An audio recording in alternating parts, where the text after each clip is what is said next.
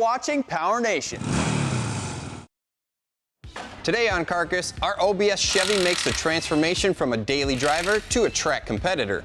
We beef up the suspension with a high-performance front end with coilover shocks. Plus, we show you how to build a custom suspension setup that pays homage to oval track racing.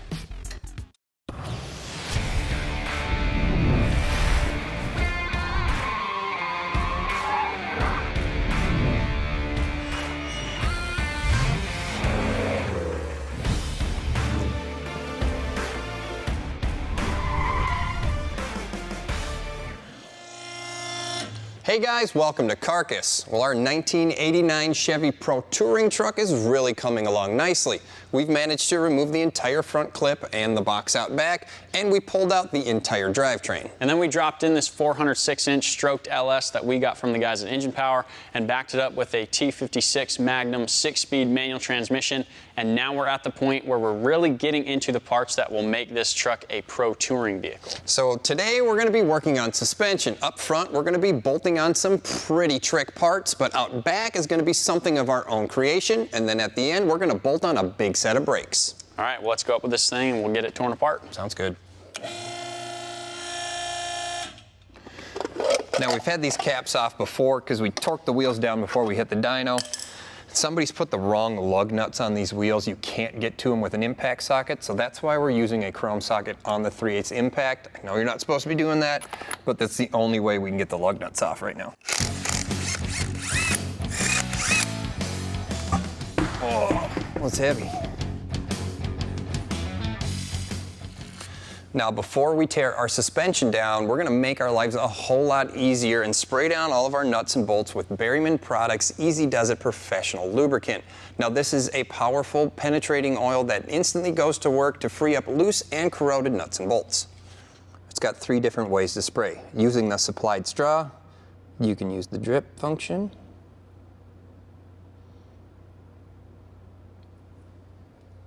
Or you could use the stream. Or if you take the straw out, you can use the spray. Now, you guys can use this basically anywhere from automotive use. You can use it around the farm, personal watercrafts. You can use it on bicycles. You can even use it on firearms, or pretty much anywhere rust and corrosion has bonded 2 metal parts together.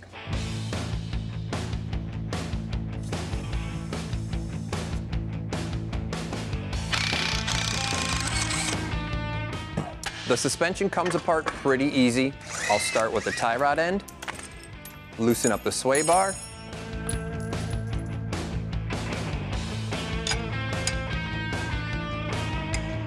now let's get this brake caliper off of here.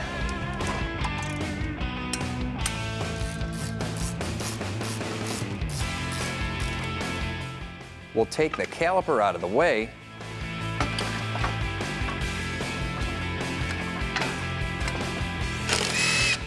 Get rid of the old worn out shocks.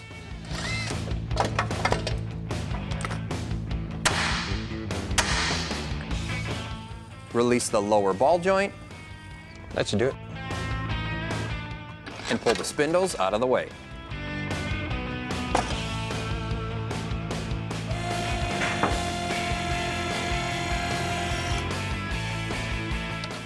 Now we can pull out the coil spring.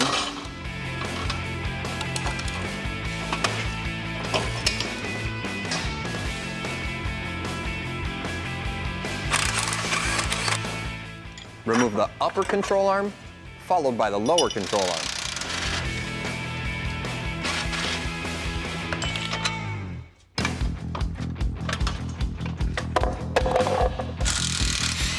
And the last thing, we'll get rid of the sway bar. With the front suspension out from underneath our truck, it's time to start installing some really good parts that we got from RideTech. Now, you guys can buy all of these as just individual pieces, or you can buy them as a kit. And what we got were their 2-inch drop spindles, we have their big 1.5-inch sway bar, and we have their strong arm upper and lower control arms. Now, these have a relocated lower ball joint and upper ball joint socket to prevent some binding. But really, the heart of this whole system is right here in their HQ series shocks. Now, these are really going to allow us to adjust and dial in our truck when we're out on the track. They're 24-way adjustable. They have an 1 7/8 inch piston, and they have a 5/8 inch shaft. Now, before we get all of this installed, we have to do a couple mods to the chassis, and that involves a little bit of cutting. Up inside the frame, we have to trim up a couple ears with a cutoff wheel so we can get our new strut assembly installed. All right, let's do a test fit here. Make sure these holes line up. Yeah, that'll work. So the next step here is I have to drill the shock hole out to about 3/4 of an inch.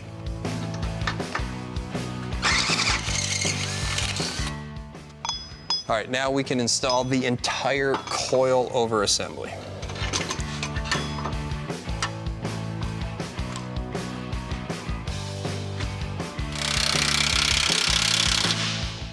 After our coil over assembly is installed, we'll install all of our new suspension parts.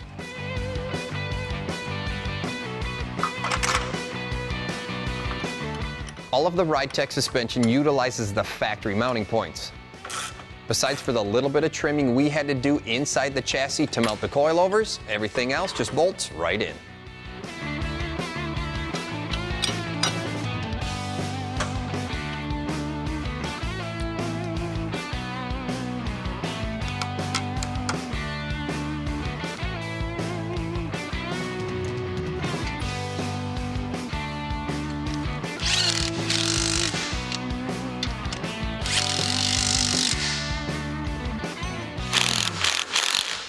All right, well that wraps up the front. From here, Jimmy and I are going to tackle the brakes, then we're headed on to the back. Front's done. Now we have to make room in the rear for our custom suspension setup.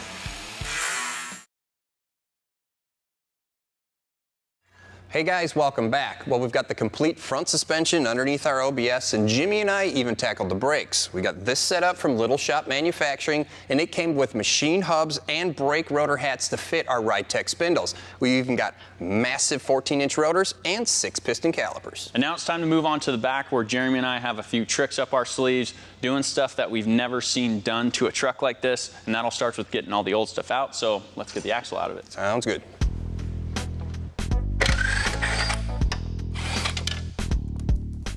First thing we'll do is remove the rear bumper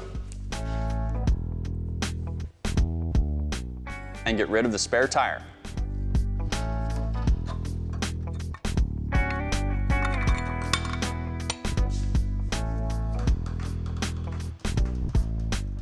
After lowering the truck down, we'll get rid of the shocks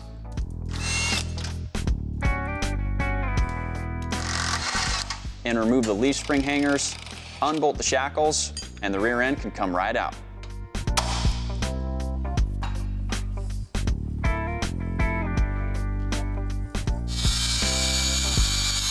With the rear end out of the way, we'll cut a few rivets and remove the shackle mounts.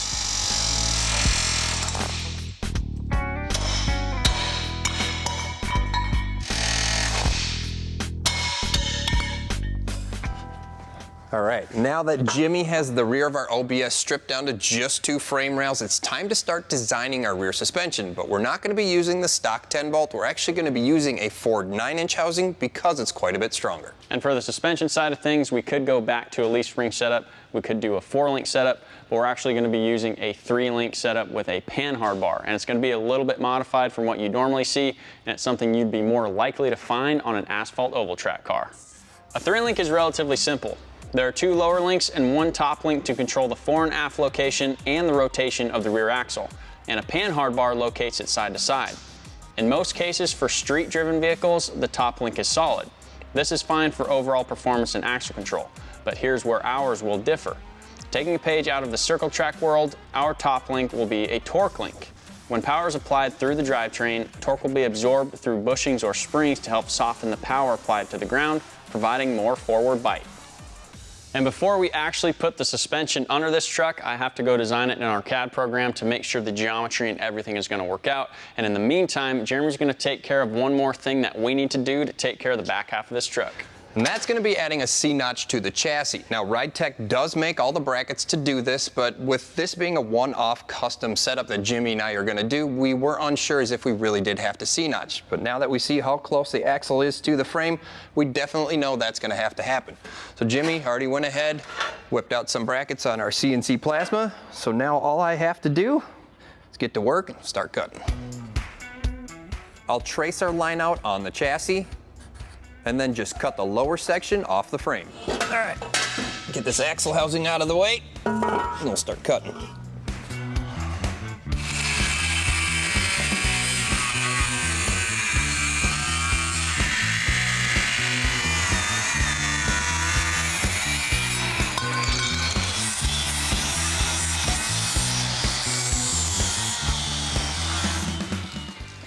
All right, so now we'll fit the C-notch plate on the outside here, and then we're just gonna tack it in for now, and we'll keep building this thing out.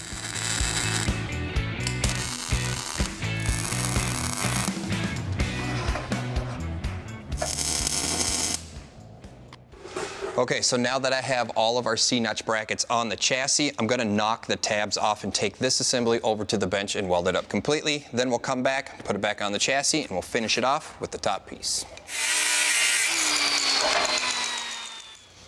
All right, so I'm gonna share with you guys a little tech tip. As we start welding this, the heat is gonna drive these two pieces of the plates together. It's gonna compress it. So if we just use two sockets that are just the right size, they kind of match the chassis width.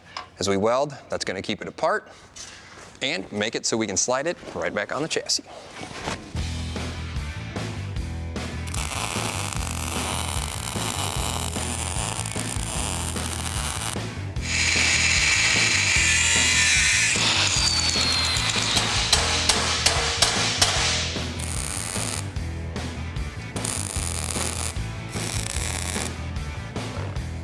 All right, let's get this in here. We'll throw in a couple tacks.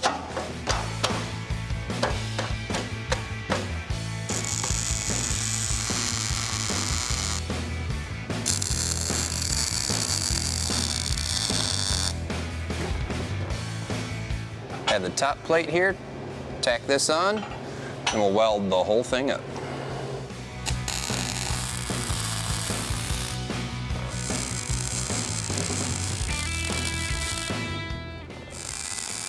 All right, with this side buttoned up, we'll move on to the driver's side, and then we can move on to suspension. Coming up, we start fabricating our custom rear suspension with a racing theme in mind. Now that Jeremy's got the notch all finished up, I've been designing some of the suspension components, and now we just have to cut them out and weld them up. We're using our Premier Plasma 4x4 table to make a cross member, chassis brackets, and some axle brackets.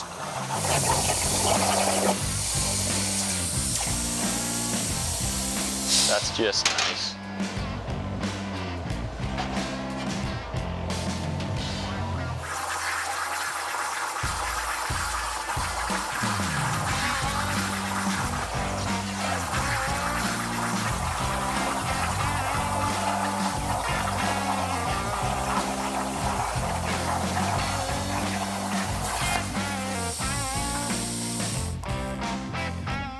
When welding parts that have outside corner joints, it's helpful to tack them together flat on the table and then bend them to the desired angle.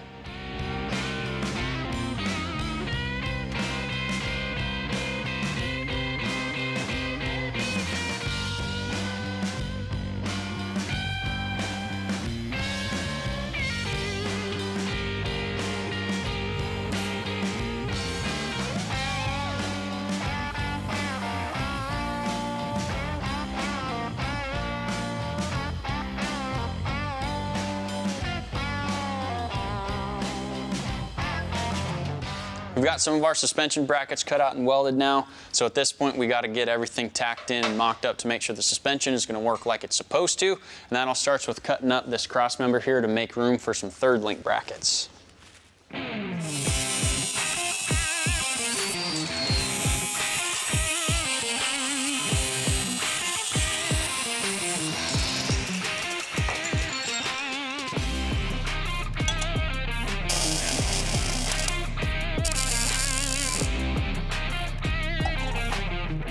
Once we get that tacked in place, we'll move on to the cross member and the link brackets.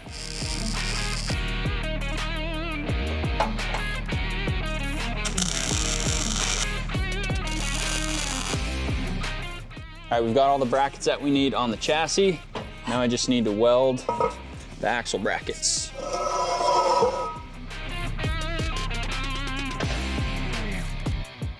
Just line that guy up and tack it in.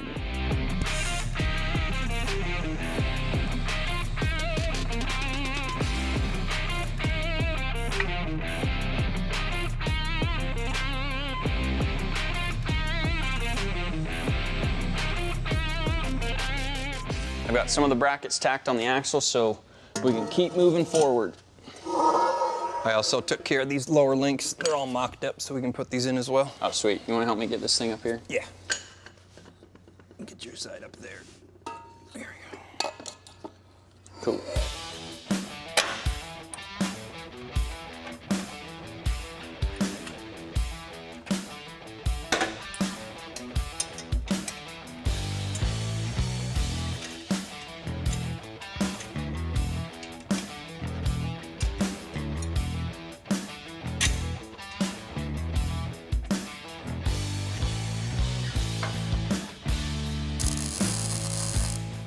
All right, you want to level that out? Yeah.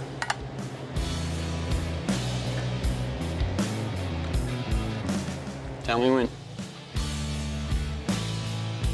When?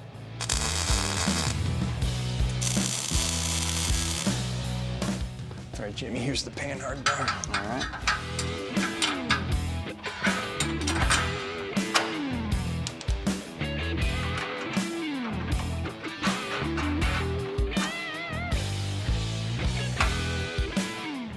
With everything mocked up, we can tack in the rocker arm brackets,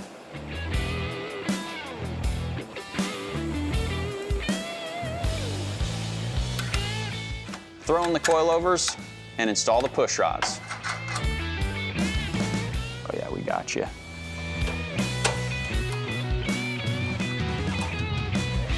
Dude, this thing looks so amazing and I can't wait to take it out for a rip. Yeah, me too. And I try to design everything with adjustability in mind so we can kind of change everything and get it to handle the best that it can. Right. And even like these rocker arms, we can make new ones with different ratios to adjust wheel travel or shock travel, stuff like that. And I know that there's one thing that you did want to take care of, and that's a sway bar, but you have measurements for that? Yep, all taken care of.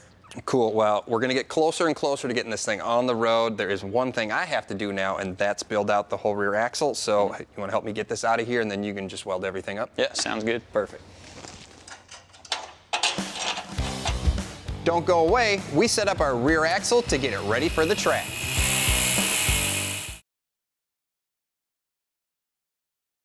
All right, guys, well, we're getting super close to wrapping up our Pro Touring truck, but while Jimmy's been building the entire rear suspension, he's been basing it off of this Ford 9-inch axle housing. Now, we got this one from Speedway Motors, and we ordered it to a very specific width because we want to run a wider set of wheels and tires.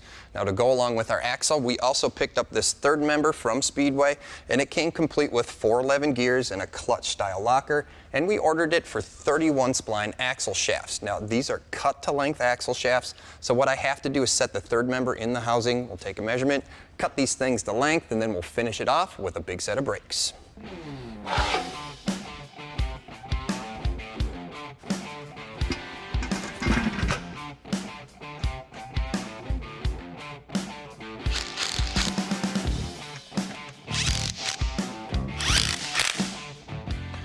Okay, so now that we have the third member installed, we'll go ahead and slide in an axle shaft here. We'll take a measurement, and that way I know how much I've got to cut off. Take a measurement here from the face over to where the seal sits. That's about 2 inches. We'll take 2 1/8 to give us a little bit of wiggle room. Then we'll mark the splined end of the shaft here, 2 1/8. And we'll just go grab the cutoff tool.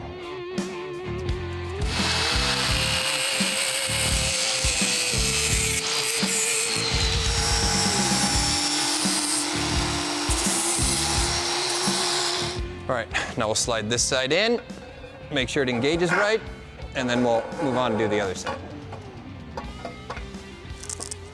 Perfect. It'll work.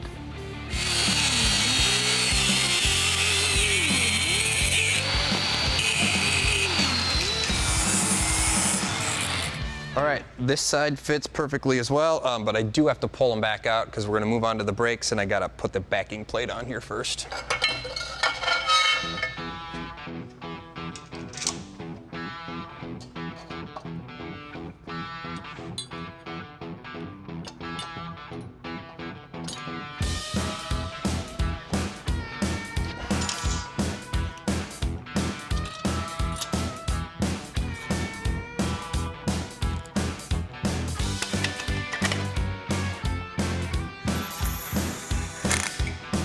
Go ahead and throw our spacers on for the caliper.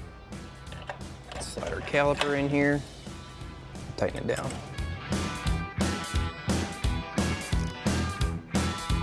Put the pads in.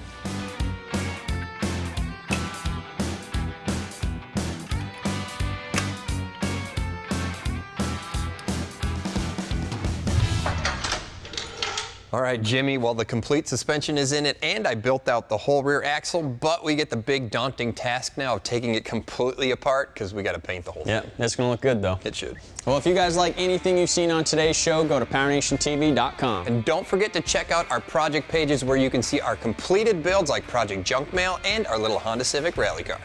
All right, let's do it again. Take it apart.